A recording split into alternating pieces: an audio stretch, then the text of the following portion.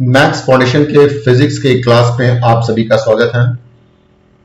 मैं इरफान आलम आपको पढ़ा रहा हूं क्लास 11th के फिजिक्स का चैप्टर नंबर 2 जिसका नाम है यूनिट्स एंड मेजरमेंट्स। और इस चैप्टर का फर्स्ट टॉपिक जो physical quantities and their units के नाम से जाना जाता है। आज के डिस्कशन का टॉपिक है यूनिट्स एंड देयर मेजरमेंट्स। इससे पहले क्लास में मैंने आपको डिस्कस किया था कि फिजिकल क्वांटिटीज क्या होता है, नॉन फिजिकल क्वांटिटीज किसे कहते हैं, ये फिजिकल क्वांटिटीज कितने तरह का होता है, और ये बताया था कि fundamental physical quantities, derived physical quantities और supplementary physical quantities. Supplementary physical quantities में मैंने आपको बताया था कि प्लेन एंगल क्या होता है और हम लोग सॉलिड एंगल किसे कहते हैं। उसके बाद डिग्री और रेडियन में एक इंपॉर्टेंट रिलेशन बताया था कि 180 डिग्री ये इक्वल होता है पाई रेडियन के। उसके बाद ये बताया था कि डिग्री को रेडियन में कैसे कन्वर्ट किया जाता है या रेडियन को डिग्री में कैसे कन्वर्ट किया जा सकता है। तो ये पिछले क्लास का ये टॉपिक कंप्लीट हो गया। आज हम आपको डिस्कस करने वाले हैं यूनिट्स के बारे में। तो सबसे पहला चीज है मेजरमेंट। अपने पास दो चीजें होती हैं, एक को कहा जाता है नोन और दूसरा कहलाता है अननोन। जैसे अपने पास एक मीटर स्केल है, तो हर किसी को मालूम है कि ये जो मीटर स्केल है, इस मीटर स्केल का लेंथ ये 1 मीटर होता है। तो ये जो मीटर स्केल है ये हमारे लिए नोन हो गया, मीटर स्केल नोन हो गया। अब हम लोगों को सपोज कीजिए कि किसी रूम का लेंथ निकालने के लिए कहा गया। ये एक रूम है, रूम का फ्लोर है और इस फ्लोर का लेंथ कितना ये मालूम करना है। तो ये लेंथ चूंकि हम लोगों को नहीं मालूम है इसलिए ये अननोन कहलाएगा। तो मीटर स्केल इसका लेंथ नोन है और रूम के फ्लोर का लेंथ ये अननोन है। इसका लेंथ मेजर करने के लिए हम लोग मीटर स्केल को लेंगे। मान लिया जाए कि एक बार रखा यहां पर आया, दूसरी बार यहां पर, तीसरी बार यहां पर और चौथी बार यहां पर। तो इसका मतलब यह हुआ कि मीटर स्केल रूम के लेंथ में 4 बार समा रहा है। इसका मतलब यह हुआ कि इस रूम के फ्लोर का जो लेंथ है ये 4 मीटर है। तो आपने मीटर स्केल को एक बार यहां रखा, फिर यहां से उठा के यहां रखा, फिर यहां रखा, फिर यहां रखा। तो इस प्रोसेस को कहा जाता है कंपैरिजन। क्या कहेंगे? कंपैरिजन। तो कंपेयर करके आप रूम का लेंथ मालूम कर रहे हैं। तो अगर पूछा जाए कि मेजरमेंट क्या है, तो ये कंपैरिजन है। मेजरमेंट क्या है? कंपैरिजन। किसका है? अननोन फिजिकल क्वांटिटी का। ये रूम का लेंथ हम लोग को अननोन है, तो ये अननोन फिजिकल क्वांटिटीज का कंपैरिजन है। किससे हमने कंपेयर किया है? तो मीटर स्केल से। ये नोन है। तो measurement is the comparison of an unknown physical quantity with a known standard. लिख दिया गया है, it is the comparison of an unknown physical quantity with a known standard. यही मेजरमेंट कहलाता है। अभी आप देखेंगे कि हम लोगों को रूम के लेंथ को मेजर करने के लिए एक मीटर स्केल लेना पड़ा और एक ऐसा मीटर स्केल जिसका लेंथ 1 मीटर है। इसका मतलब यह हुआ कि किसी भी फिजिकल क्वांटिटीज को मेजर करने के लिए उसी तरह के एक नोन स्टैंडर्ड की जरूरत होगी। किसी भी फिजिकल क्वांटिटीज को मेजर करने के लिए उसी टाइप के एक नोन स्टैंडर्ड की जरूरत होगी। इस नोन स्टैंडर्ड को कहा जाता है यूनिट। जैसे लेंथ मेजर करना है तो नोन स्टैंडर्ड 1 मीटर हो जाएगा। एरिया मेजर करना है तो नोन स्टैंडर्ड 1 मीटर स्क्वायर हो जाएगा। अगर आपको वॉल्यूम मेजर करना है तो नोन स्टैंडर्ड 1 मीटर क्यूब हो जाएगा। अगर आपको मास मेजर करना है तो नोन स्टैंडर्ड 1 केजी हो जाएगा। अगर आपको स्पीड मेजर करनी है तो नोन स्टैंडर्ड 1 मीटर पर सेकंड हो जाएगा। मतलब किसी भी फिजिकल क्वांटिटीज को मेजर करने के लिए उसी टाइप का एक नोन स्टैंडर्ड चाहिए। इसी नोन स्टैंडर्ड को कहते हैं हम लोग unit. To measure a physical quantity a similar type of known standard is needed. This known standard is called unit. To measure a physical quantity, a similar type of known standard is needed. This known standard is called unit. अब आप बोलेंगे sir ये non standard का क्या पहचान है, क्या character है, क्या प्रॉपर्टीज है जिसे कि हम लोग समझ जाएं कि ये नॉन स्टैंडर्ड है। तो पहला कैरेक्टरिस्टिक ये है कि it should be well defined. अगर आप किसी चीज को मेजर करने के लिए जो ये स्टैंडर्ड यूनिट बना रहे हैं तो वो डिफाइंड होना चाहिए। जैसे लेंथ को मेजर करने के लिए स्टैंडर्ड यूनिट 1 मीटर है, तो ये 1 मीटर क्या है इसको डिफाइंड होना चाहिए। टाइम मेजर करने के लिए स्टैंडर्ड यूनिट 1 सेकंड है, तो ये 1 सेकंड क्या है इसका डेफिनेशन होना चाहिए। मास मेजर करने के लिए स्टैंडर्ड यूनिट है 1 केजी, तो 1 केजी कहते किसको है ये डिफाइन होना चाहिए। टेम्परेचर मेजर करने के लिए स्टैंडर्ड यूनिट है 1 डिग्री सेल्सियस, तो 1 डिग्री सेल्सियस कहते किसको है ये डिफाइन होना चाहिए। तो पहला कैरेक्टर ये है कि जिसे आप स्टैंडर्ड यूनिट बना रहे हैं तो ये वेल डिफाइंड होना चाहिए। दूसरा है it should be internationally acceptable.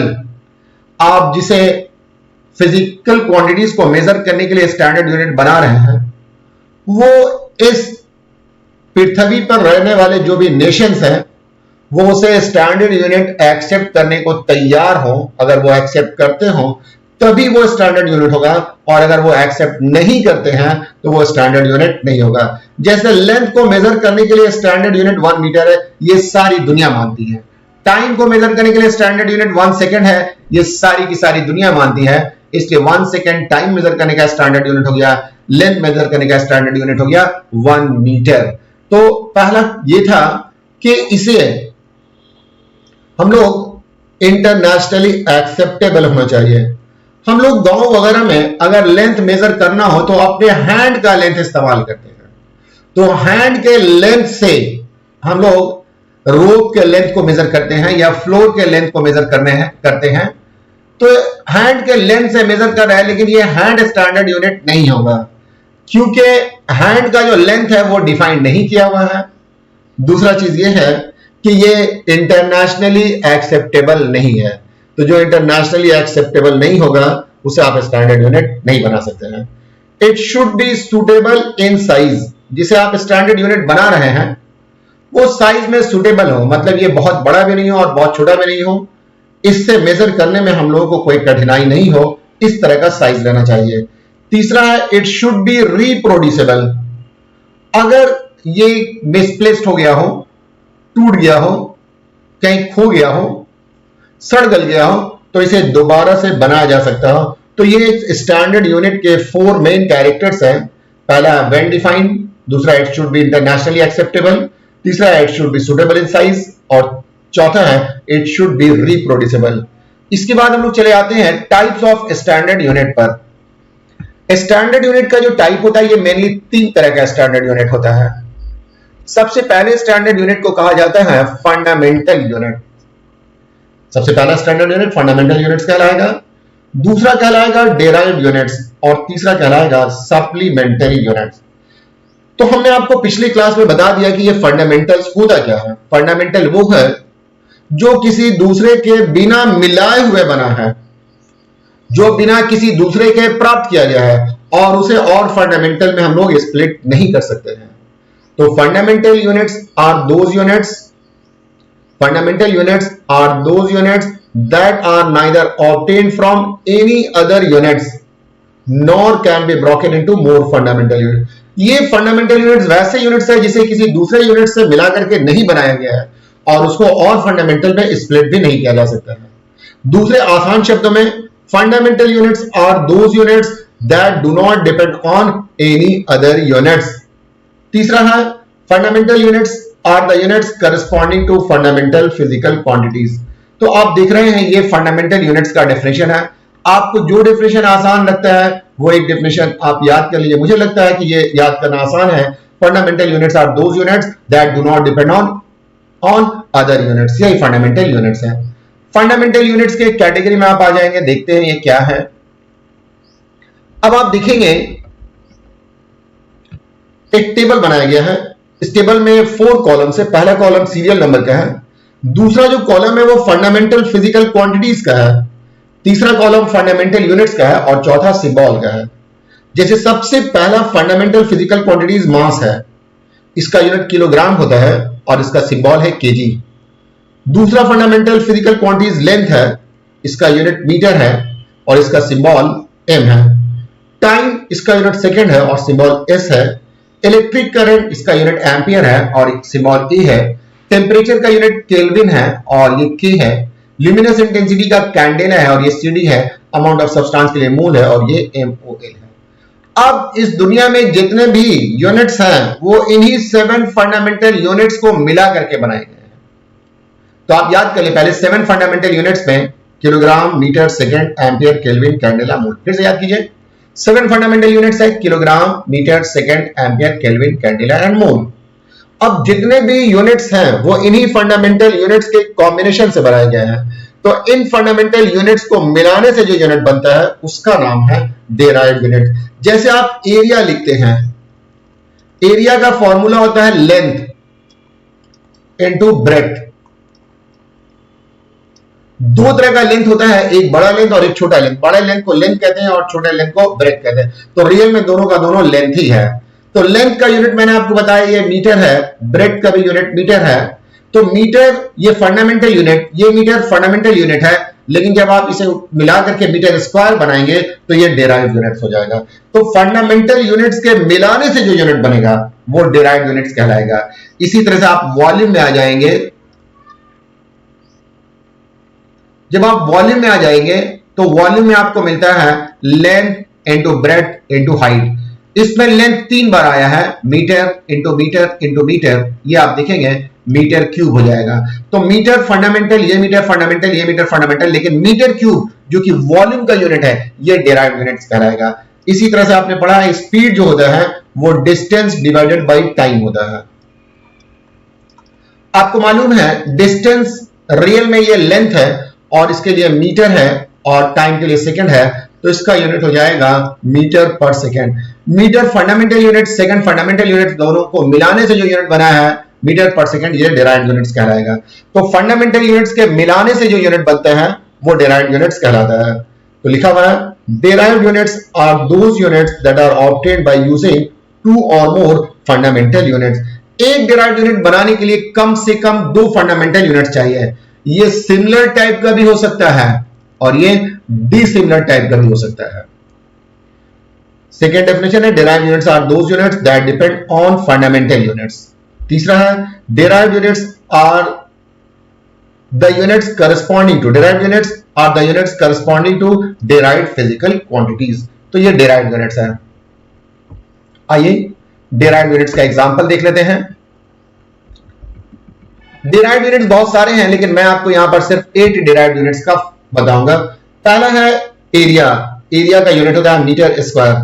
दूसरा है वॉल्यूम, ये मीटर क्यूब। तीसरा है स्पीड, मीटर पर सेकंड। वेलोसिटी है, इसका भी यूनिट मीटर पर सेकंड। एक्सीलरेशन है मीटर पर सेकंड स्क्वायर। लीनियर मोमेंटम, इसका तो बहुत बड़ा यूनिट होगा। तो इसका क्या यूनिट होगा, इसको जानने के लिए लीनियर मोमेंटम का फॉर्मूला लिख देते हैं। लीनियर मोमेंटम का फॉर्मूला होता है mass into velocity. Linear momentum का फॉर्मूला मास इंटू वेलोसिटी। मास का यूनिट आप जानते हैं, अभी बताया ये केजी है और वेलोसिटी का यूनिट मीटर पर सेकंड है। तो लीनियर मोमेंटम का यूनिट हो जाएगा केजी मीटर पर सेकंड। तो यहां पर मैंने लिख दिया है केजी मीटर पर सेकंड। उसी तरह से फोर्स, फोर्स का फॉर्मूला मास इंटू एक्सीलरेशन। आपको मालूम है मास इंटू एक्सीलरेशन में मास का यूनिट होता है केजी और एक्सीलरेशन का है मीटर पर सेकंड स्क्वायर। तो फोर्स का यूनिट हो जाएगा केजी मीटर पर सेकंड स्क्वायर। उसके बाद चले आएंगे वर्क। वर्क का जो यूनिट होता है ये फोर्स इंटू डिस्प्लेसमेंट। अभी मैंने आपको दिखाया फोर्स का यूनिट है केजी मीटर पर सेकंड स्क्वायर, डिस्प्लेसमेंट के लिए है मीटर। तो मीटर और मीटर मल्टीप्लाई हो जाएगा तो इस तरह से आपको मिलेगा केजी मीटर स्क्वायर पर सेकंड स्क्वायर। तो ये सब डेराइव्ड यूनिट्स हो गया। तो ये 8 फिजिकल क्वांटिटीज का मैंने आपको बता दिया था डेराइव्ड यूनिट्स, बाकी का आप जानते हैं। आइए आगे की तरफ चलते हैं। नेक्स्ट है सप्लीमेंट्री यूनिट्स। सप्लीमेंट्री यूनिट्स क्या है? Supplementary units are those units that completes fundamental units as well as derived units. अगर हम लोग सिर्फ फंडामेंटल यूनिट्स के बारे में जाने और डेराइव्ड यूनिट्स के बारे में जाने तो यूनिट का कांसेप्ट क्लियर नहीं हो पाता है। यूनिट का जो ग्रुप है, जो फैमिली है, वो कंप्लीट नहीं हो पाती है। तो इस फैमिली को कंप्लीट करने के लिए 2 और यूनिट्स लिया गया है। एक का नाम है रेडियन और दूसरे का नाम है एस्टेरेडियन। तो ये रेडियन एंड एस्टेरेडियन ये आपको डेराइव्ड यूनिट्स है, मतलब वो यूनिट जो डेराइव्ड फिजिकल क्वांटिटीज के करस्पॉन्डिंग है उस यूनिट को कहा जाता है डेराइव्ड यूनिट्स। नेक्स्ट है need of measurements. Physics study है नेचर का एंड नेचुरल फेनोमेनन का। नेचर एंड नेचुरल फेनोमेनन को समझने के लिए उसका मेजर करना जरूरी है। अर्थ अपने एक्सिस पर वन रोटेशन कितने देर में कंप्लीट करती है इसका मेजर करना जरूरी है। अर्थ सन के चारों तरफ कितने दिन में अपना वन रिवॉल्यूशन कंप्लीट करती है इसका समझना जरूरी है। कल बारिश होगी या नहीं होगी, आज बारिश होगी या नहीं होगी, इसके लिए टेम्परेचर, ह्यूमिडिटी ये मेजर करना जरूरी है, तभी आप बता पाएंगे कि आज बारिश होगी या कल बारिश होगी या क्या होगी।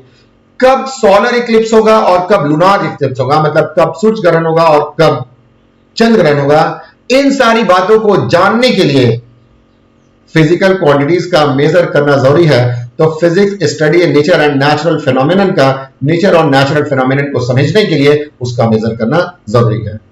तो ये था आपको physical quantities and their units का सेकंड लेक्चर।